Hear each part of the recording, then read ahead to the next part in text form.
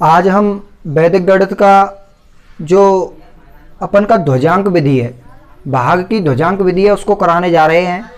यह हमारे वैदिक गणित की प्रश्नावली का लगभग चौथा वीडियो है। हम इससे पहले 4 पार्टें करा चुके हैं और हमारा 3 पार्टें करा चुके हैं। चौथा पार्ट हम आज आपके लिए कराने जा रहे हैं।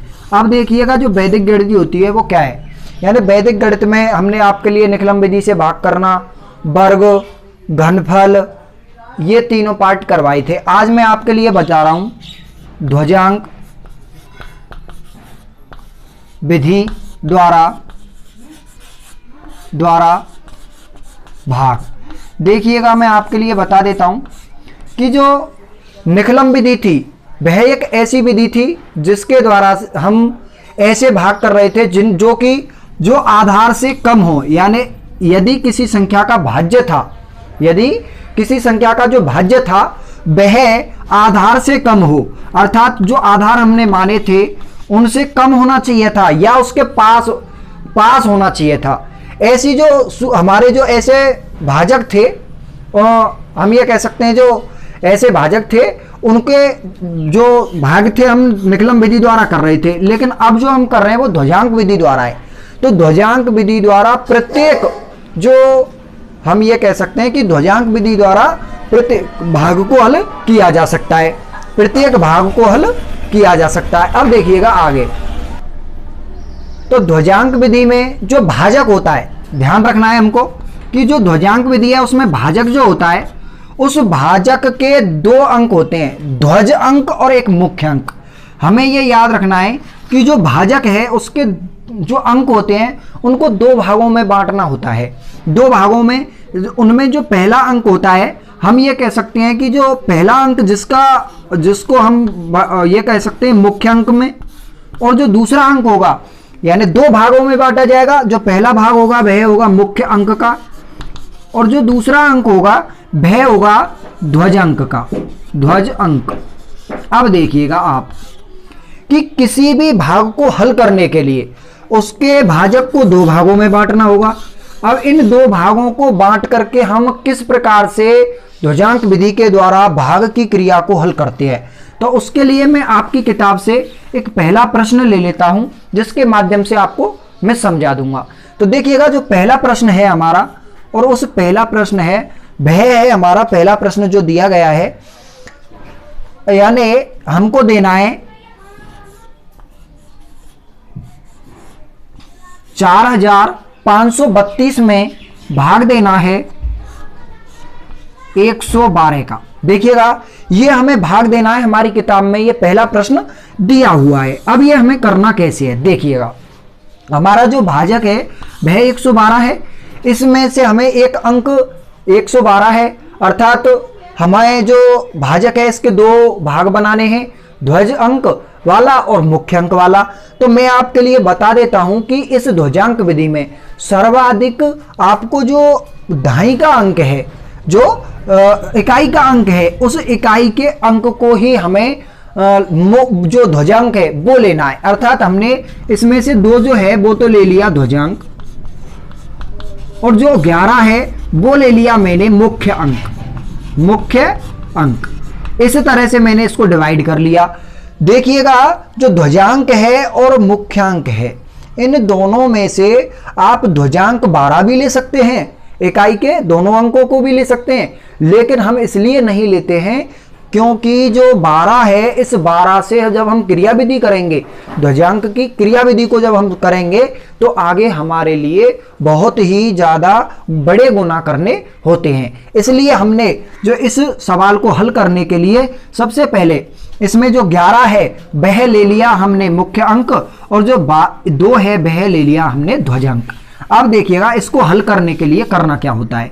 तो देखिए, मैं दोबारा से संख्या को लिख देता हूं, 4532 भाग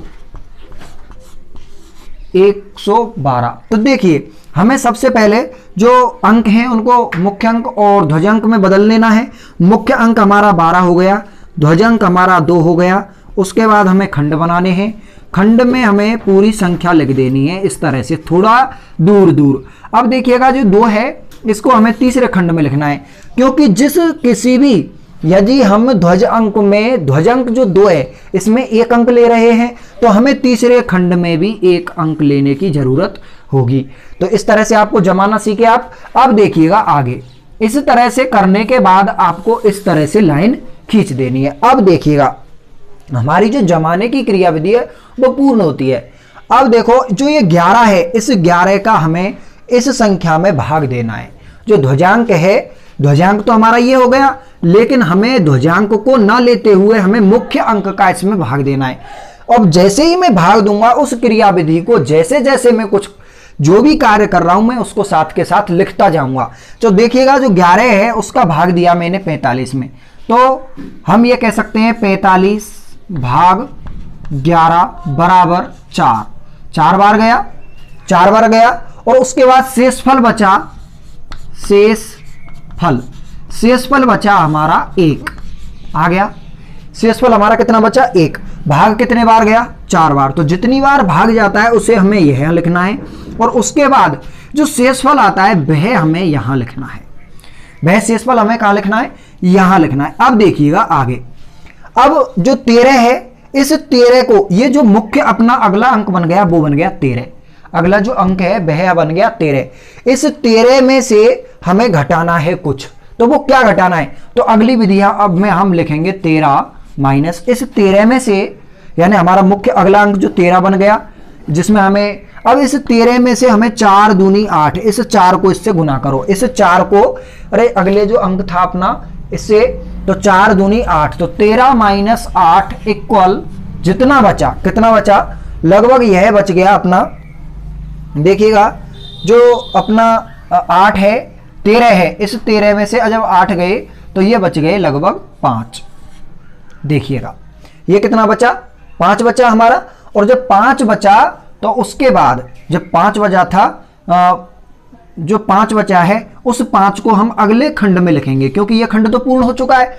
अब देखिएगा जो 5 है, अब इस 5 में मैं 11 का भाग दूं, यदि इसमें मेरे द्वारा भाग दिया जाए 5 जो अपना अंक बचा है, इसमें जो हमारा 5 बचा है इसमें हम भाग नहीं दे सकते, तो हम भाग टूटे की सुपर लगाएंगे, सुपर 0, और लगाने के बाद देखिएगा 5 में भाग नहीं जाता है, तो 5 में भाग नहीं जाता है तो हम सुपर लगाते हैं और इस 5 के अंक को यहां उतारते हैं। उतारने के बाद हम फिर 0 को 11 से गुना करते हैं। देखिएगा फिर से हम जो आता है ये हमारा हो गया 5। हम ये कह सकते हैं कि इसको जब मैंने आगे हल किया तो यहां इस 0 को जब 2 से गुना किया तो 0 ही आया। तो मैं ये अगला लिखूं, इसका जो शेषफल है तो ये 52 माइनस, अब इसके बाद हमें शेषफल जो ज्ञात करना है इसको इससे फिर से गुना करना है, तो 0 बराबर 52। तो इसका जो भागफल है ये तो आ गया 40, और इसके बाद जो शेषफल है वह आया 52। तो इस तरह से हमारा जो ये भाग है वो पूर्ण होता है। अब दोबारा से देख लीजिएगा, सबसे पहले हमने 11 का भाग दिया 45 में, कितनी बार गया? 4 बार। शेषफल 1 बचा, उसको आगे के अंक के आगे लिख लेना है, और लिखने के बाद फिर से हमें जो 1 आया है इसको 13 जो है इसको अगला अंक मानते हुए, और इस 4 का इससे गुना करके 8 आया, और इससे घटा देना है, यानी हमें इसमें से घटा करके अब जो 5 है यह आ गया हमारा अगला अंक, जिसमें मान का जो मुख्य अंक है उसका भाग देना है। अब 5 में इसका भाग जाता नहीं है तो भाग टूटे की सुपर लगाते ही जो 5 है उसको हम तीसरे खंड में उतारेंगे। तीसरे खंड में उतार करके अपना जो अंक है उसे उतारेंगे। उसके बाद हमारा 0 बार गया भाग, तो 0 को 2 से गुना करेंगे। 2 से गुना करने के बाद यहाँ 0 रखेंगे, तो 52 माइनस जब 0 करेंगे तो हमारा ये 52 आ जाएगा। तो अतः यहाँ लिख देना आपको अपना जो भागफल है, भागफल अपना आया 40, और जो शेषफल है वह आया, शेषफल आया 52। इस तरह से अपनी ये क्रियाविधि होती है। तो इस तरह से हुआ अपना पहला प्रश्न। अब देखिएगा दूसरा, जो दूसरा प्रश्न है वो किस तरह से होगा। अगर आप इसे उतारना चाहते हैं तो उतार सकते हैं रुक करके। अब देखिएगा आगे, अगला जो अपना प्रश्न है वह कैसा है। अगला जो प्रश्न है, अगला प्रश्न अपना क्या कह रहा है? अगला प्रश्न जो है वो बता रखा है उसने कि आपको 42 का भाग देना है। आपको 42 का भाग देना है 1234 में, यानी 1234 इस तरह से दे रहा है। तो देखिएगा दोबारा से, फिर से आप इस जो ध्वजांक विधि है उसको आसानी से समझ सकें, इसलिए आपको फिर से करना है। अब देखिएगा आगे जो प्रश्न है वह कह रहा है 1234 भाग 42। इस तरह से, जैसा कि मैंने पहले बताया था कि आपको इकाई का अंक जो है वो ध्वजांक लेना है, ध्वजांक लेना है, और जो दहाई का अंक है वह मुख्य अंक लेना है। अब देखिएगा आगे, अपन का जो 42 है उसे हम लिखेंगे तो 4 यहां लिख दिया, 2 यहां लिख दिया। उसके बाद अपन का लिखने के बाद हम इसे 3 खंडों में लिखेंगे, ये और यहां, और इसके बाद तीसरे खंड में हमने 4 का अंक लिख दिया। अब देखिएगा आगे, हमने इसको ध्वजांक विधि के अनुसार जमा लिया है। अब देखो 4 का भाग देना है हमें 12 में, तो जब 4 का मैंने भाग दिया तो पूरा 3 बार चला गया। तो अब मैं इस क्रिया विधि को लिख रहा हूं, ये कहते ही 4 का भाग दिया 12 में, जो 12 में हमने 4 का भाग दिया, 3 बार गया, और जो शेषफल है वह आया 0। शेष जो फल है वह आया 0। अब जो शेषफल है वो 0 आया।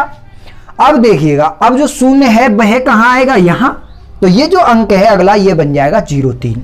तो 03, लेकिन इसके बाद फिर हम इसमें से कुछ घटाएंगे, तो घटाएंगे क्या, जो 3 दूनी 6 माइनस 6 बराबर, तो माइनस का 3 आ गया ये।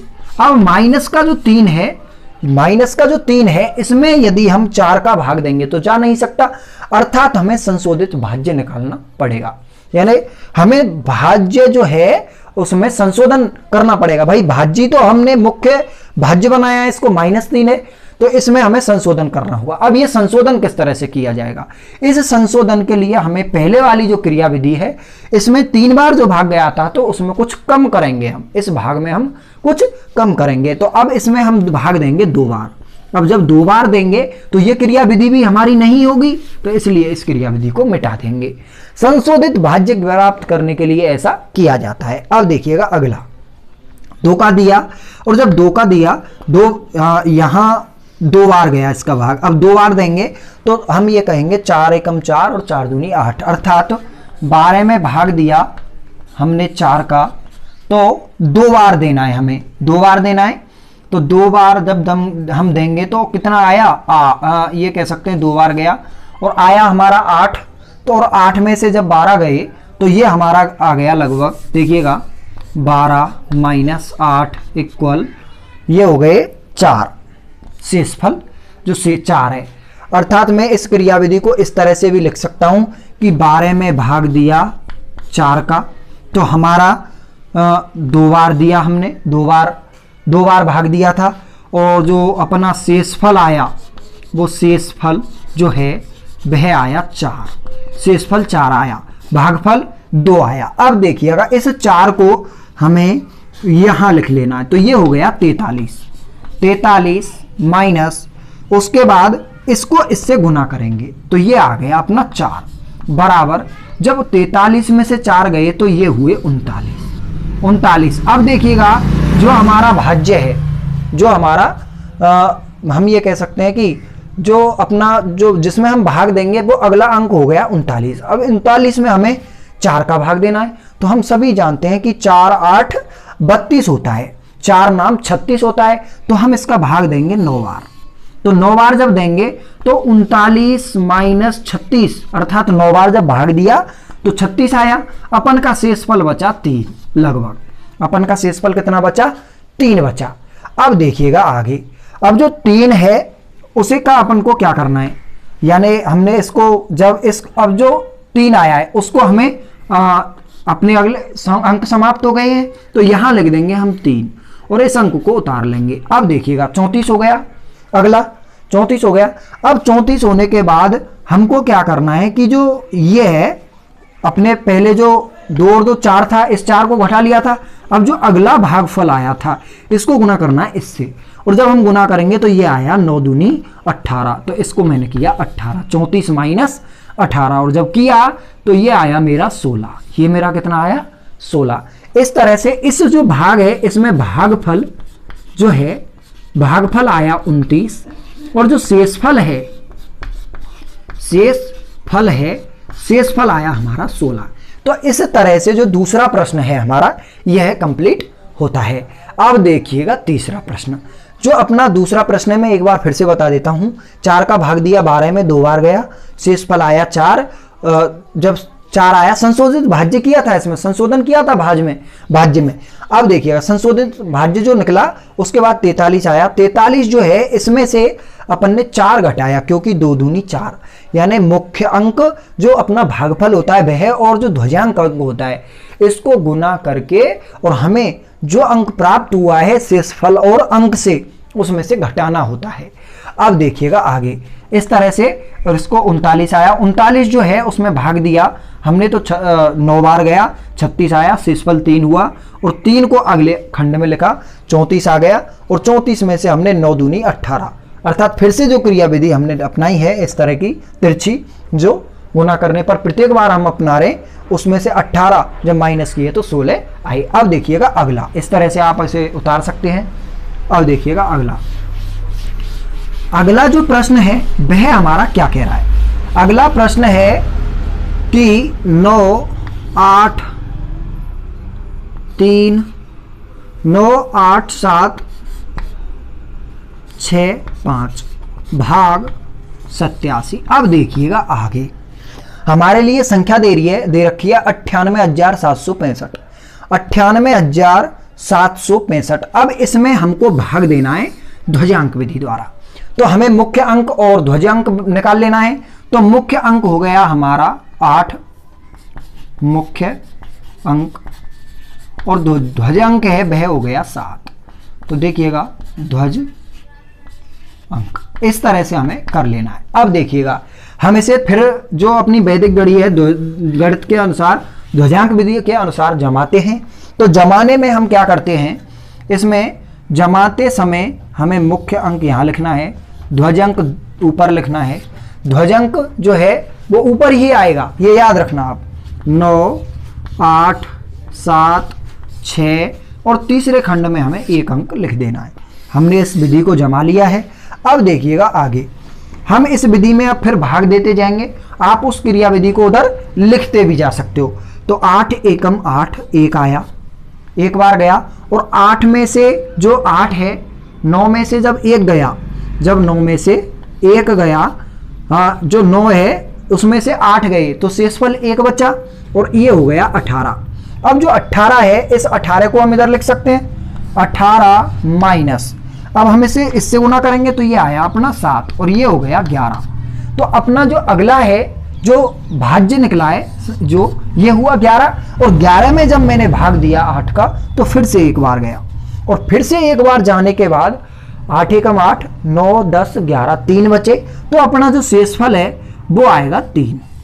तो अपना जो अगला अंक है वह हो गया 37 और 37 होने के बाद इसमें जो ये है इसको फिर से गुना किया मैंने तो ये आया 7 माइनस 7 बराबर ये हो गया 30। अगला जो भाज्य है वो आ गया हमारा 30 और 30 में जब मैंने 8 का भाग दिया तो 8 दिया 24। अब जो 24 है तो इसका मतलब वो 3 बार गया भाग और 24 8 दिया 24 अर्थात 30 माइनस 24 इक्वल 6, ये हो गया 6 हो गए। अब जो 6 है 30 में से जो 24 है वो चला गया और उसके बाद जो शेषफल आया वो आ गया अपना 6, तो उस शेषफल को उतारेंगे यहाँ तो ये हो गए 66। अब जो 66 आया है इस 66 में से हम क्या घटाएंगे 7 दिया 21 इसको, तो दोबारा से हम संशोधित भाज्य निकालने के लिए 66 माइनस 7 दिया 21। जब मैंने इसको घटाया तो मेरा आया यहाँ 5 और ये आ गया 45। यहाँ क्या आ गया 45। अब देखिएगा इस 45 में हमको भाग देना है, जो अगला भाज्य है वह हमारा 45 आया और जब 45 आया तो 8 पंच 40 यानी 5 बार गया। कितनी बार गया 5 बार, तो 45 माइनस 5 बार जाने पर 40 आया तो अपना शेषफल बचा 5। अपना शेषफल क्या बचा 5। अब जो 5 आया उसे हम यहाँ लिखेंगे अगले खंड में, क्योंकि जो खंड है वो खत्म हो गए। अपना जो तीसरा खंड आ गया, अब तीसरे खंड में हम इसे लिखेंगे और ये अंक उतारेंगे तो ये हो गया 55। लेकिन हमें फिर से जो अंक बना है हमारे लिए जो 55 बना है और 55 बनने के बाद हमें फिर से इसको ध्वजांक से गुना करना है, जो हमारा भागफल आया था। जो ध्वजांक विधि में हम बार बार जो मुख्य, हम ये कह सकते हैं कि मुख्य जो भाज्य है उसको बार बार बनाने के लिए जो शेषफल होता है वह, और शेषफल से आगे का अंक माइनस ध्वज अंक जो है और जो भागफल है, तो 5 सत्ते 35, इसमें से हम 35 घटा देंगे, और जब 35 घटाएंगे तो ये हो गया मेरा 20। तो इस तरह से इसका जो भागफल है, तो देखिएगा भागफल जो है वह आया 1 1 3 5, और जो शेषफल है, शेषफल जो है यह आया मेरा 20। तो इस तरह से आप इस प्रश्न को कर सकते हो। दोबारा से मैं बता देता हूं, 8 का भाग दिया 9 में, शेषफल 1 बचा, 1 को आगे लिख दिया, 18 बन गया। 18 बनते ही 1 को 7 से गुना किया, घटा लिया, अगला जो भाज्य वो 11 आया। 11 जो आया, 11 में 8 का भाग दिया, 1 बार गया, शेषफल 3 बचा। 3 जो है उससे 37 बना। 37 बनने के बाद जो अपना अगला वो है 37, तो उसके बाद जो अपना वो है गुना करने के बाद 7 आया, और इसको मैंने घटा करके अगला जो भाज्य है वो 30 बना। और 30 बनने के बाद 30 को फिर से 30 में भाग दिया, और 30 में भाग देते ही वह 8 या 24 3 बार गया, और 3 बार जाने के बाद जो शेषफल है वो 6 आया, 6 आया, और ये 66 अंक बना। 66 के बनते ही 66 माइनस 21 अर्थात 7 या 21 हुआ, और 45 आया। अगला जो भाज्य है वो 45 बना। 45 में जब मैंने भाग दिया तो 5 बार गया, 8 45, शेष 5 बचे, और उस 5 को मैंने तीसरे खंड में लिखा, एक अंक को उतारा, और अंक को उतारते ही भागफल को ध्वजांक से गुना किया। गुना करने के बाद हमने जो प्रक्रिया पहले दोहराई थी वही फिर से अपना करके 35 इसमें से घटा दिया, और हमारे लिए भागफल और शेषफल इस प्रकार से प्राप्त हुए। अब जो अगला है उसको देखिएगा, अगला जो प्रश्न है उसे हम देखेंगे। देखो अगला जो प्रश्न है वह हमारा क्या कह रहा है। अगला प्रश्न था, हाँ जी, अगला प्रश्न है, देखिए जो चौथा यानी जो चौथा है, चौथे नंबर का है उसे हम करेंगे। और जो चौथा है उसमें संख्या दे रखी है हमारे लिए 210, 153, 2 भाग 8 7 9। अब देखिएगा इस ध्वजांक विधि द्वारा करने में हम जानते हैं कि यदि हम ध्वजांक 79 इसे लेते हैं तो ये 2 अंकों का हो जाएगा। 79 जो है इसको जब मैं ध्वजांक लूंगा तो ये 2 अंकों का हो जाएगा, और बार बार यदि मैं इससे गुना करूंगा तो लगभग माइनस के चिन्ह आएंगे। हमें बार बार संशोधित भाज्य निकालने में बहुत ज़्यादा तकलीफ आएगी।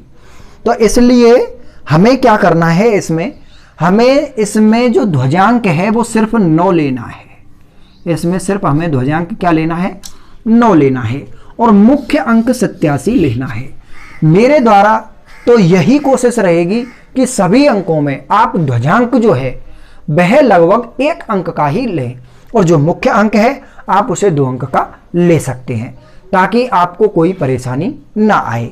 तो ऐसी सिचुएशन में आपको जो 87 है उसका एक पहाड़ा बना करके बगल में भले ही लिख लेना, आपके लिए बहुत ही ज़्यादा सुविधाजनक रहेगा। 174, 261 और लगभग 348 और 435, उसके बाद हो गया 522, उसके बाद हो गया लगभग 609, और उसके बाद हो गया 696, और उसके बाद हो गया 783, और उसके बाद हो गया 870। देखिएगा ये मैंने ऐसा इसलिए किया है ताकि आपको 87 का जब आप पहाड़ा लें तो आपसे जो कैलकुलेशन है वो गलत ना हो।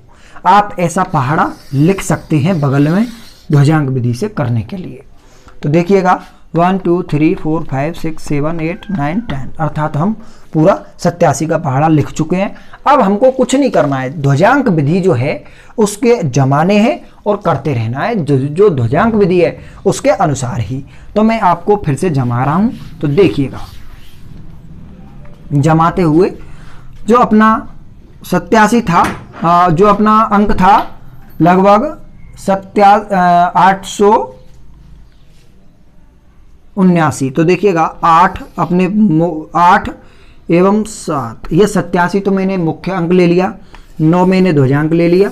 उसके बाद मैंने रेखा खींच ली, खंड बना लिया, 2 1 0 2 1 0 1 5 3 1 5 3 खंड बना लिया और उसके बाद 2, इस तरह से। अब देखिएगा आगे मैं इस जो अपना पहाड़ा है इसे इधर लिख लेता हूं, ताकि 87 174 261 348 435 522 609 और 696 783 और 870। अब देखिएगा आगे, ये मैंने लिख लिया है। तीसरे खंड में संख्या लिखते वक्त हमें बार बार तकलीफ नहीं आएगी। अब देखिएगा, सबसे पहले मुझे 210 में भाग देना है और 210 में जब मैं 87 का भाग दूंगा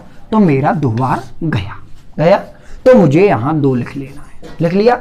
लेकिन 270 में से जब मैं क्या घटाऊंगा, 210 में से मैं 174 घटाऊंगा तो कितना आया मेरा, लगभग ये आ गया 6 और यहां हो गए 3 और इसके बाद लगभग 1, ये हो गया 136। 36 आया, नहीं 36 आएगा। तो जो अपना शेष फल है वो कितना आया, 36। और 36 जो आया उसको हमें लिखना है यहाँ इस अंक के आगे। तो ये हो गया 361।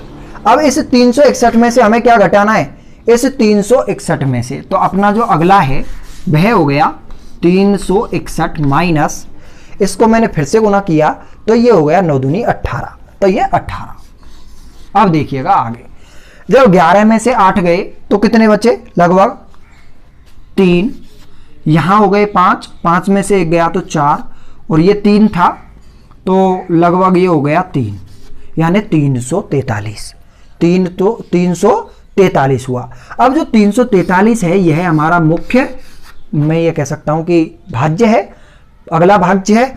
और इस अगले भाज्य के हिसाब से हमारा जो भाग जा रहा है ये जा रहा है 3 बार, 261।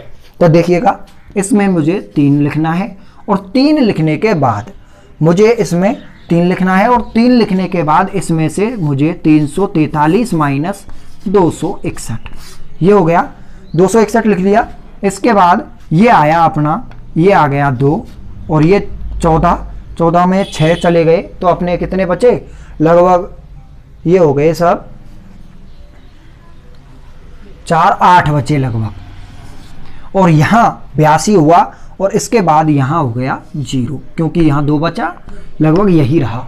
अब देखिएगा आगे, अब जो ये 82 बना है अपना, इस 82 को आपको कहाँ लिखना है, इस 82 को आपको इस अंक के आगे लिखना है। 82 अंक जब आया तो जो 82 है, शेषफल 82 बचा, तो शेषफल 82 जो 82 है वो बचते ही ये हमारा अगला जो अंक बन गया यह बन गया 825। अब 825 से हमें इसको गुना करना है, 9 3 27, तो 27 घटाने हैं। अब देखिएगा आगे, जब मैंने 27 घटाए तो लगभग यहाँ बचे 15, 15 में से 7 गए तो लगभग हमारे ये बचे ये हो गया 3 और 5, 8 बचे। और 8 बचने के बाद अपना जो यह है यह 11 हो गया, 11 में से 2 गए तो 9 बचे और ये हो गया 798। अब देखिएगा अपना जो अगला भाज्य है वह हो गया 798। अब 798 है, इसके हिसाब से हम यदि भाग देते हैं 87 का तो लगभग अपन का गया लगभग 9 बार। लगभग कितना गया, 9 बार। तो हमें 9 लिख लेना है। हाँ, हमने ये पहाड़ा लिखा था ताकि हम कैलकुलेशन में कोई गलती ना कर सकें, इसलिए इस पहाड़े को लिखा है। अब हमारा ये 9 बार गया तो 9वें अंक पर थी हमारी 783, ये आ गया। 783 को जब मैंने घटाया तो 8 में से जब 3 गए तो अपने 5 बचे और यहाँ 9 में से 8 गए तो 1 बचा और 7 से 7 कट के 0 हो गया। तो ये अपना जो शेषफल है वह बचा 15। और जब 15 था उस 15 को मैंने जब आगे लिखा तो लगभग ये हो गया 153। ये कितना हो गया? 153। देखिएगा ये 153 हो गया। अब देखो आगे जो 87 है, हम ये कह सकते हैं कि जो 87 है इसमें ये हो गया पूरा जो अगला भाज्य है। अब इस 153 हुआ, अब इस 153 से 9 में 81। देखिएगा आगे 153 ये माइनस 9 9 81, ये इसको हम घटाएंगे। अब जब हम घटाएंगे तो ये हमारा क्या आया? ये हमारा अगला आ गया जी। यहाँ मेरा 2 अंक था, ध्यान रखना, क्योंकि अपन के जो तीसरा खंड था उसमें, तो ये हो गया अपना 153 माइनस 81। जब घटाया तो 3 में से